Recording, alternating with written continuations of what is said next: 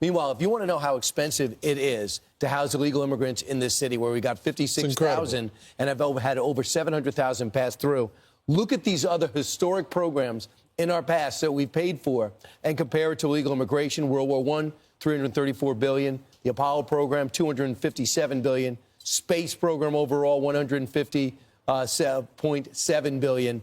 Taxpayer costs for the Manhattan Project to build the atomic bomb, $30 billion. The Panama Canal is $15 billion. Hoover Dam, $1 billion. Now compare that to illegal immigration in our country, $150 billion. It's incredible. It's incredible. And this, it doesn't even include what is happening in Texas, which we're not even talking about.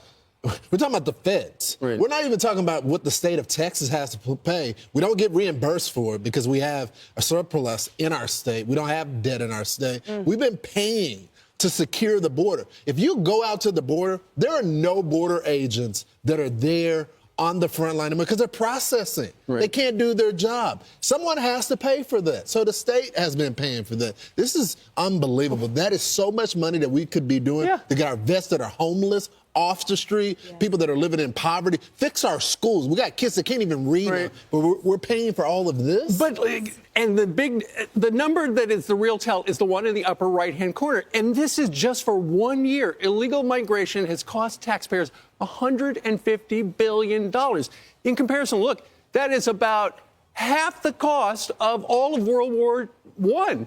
And, a fraction of the Apollo space program. It's just extraordinary, and that is 1 year, $150 billion, and that's why we all feel it. Yes. That's why I love that DOGE is bringing this public, because that's going to be their greatest asset. People say, well, what could they actually do? Well, they could actually coach President Trump and make their case for executive orders. They also could rally Congress, especially Joni Ernst says, I'm going to work with you right away. I think some Democrats who want a future will feel the same way because right now they're reeling.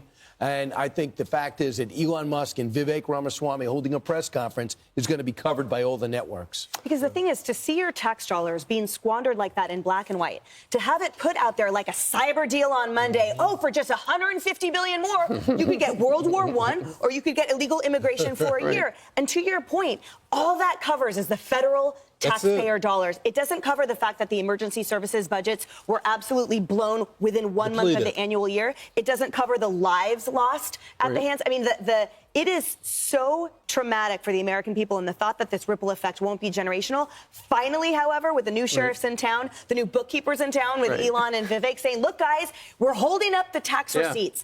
On the basis of what was such an opaque administration that we are currently in, by the way, for another 50 days, who don't want to give you any type of indication what your tax dollars are going to. Just think, what could we do with $150 billion?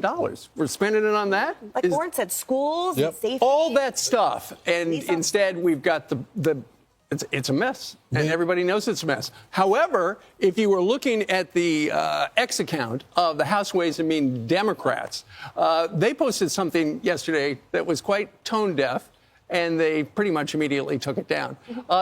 They said, and here we were thinking y'all couldn't afford eggs. And as you can see, that's with a screenshot of a post by a journalist that said, record air travel, holiday shopping busting records, stock market at all-time highs, the economy is the worst ever, some Pollyannas whine. What they don't take into effect and into consideration is just the fact that it's tone deaf and people are hurting.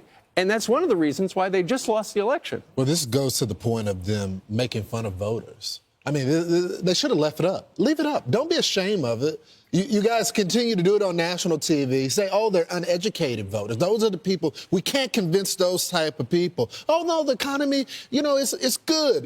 Inflation was just transitory. It's line after line telling voters they're not smart enough to understand their situation. And I think just be open with it. Don't try to hide it because the people already know the condescending tone that they continue to use with the voter. They're not smart enough to understand how things work. Yes. And the irony, by the way, is that reflected consumer optimism in the future.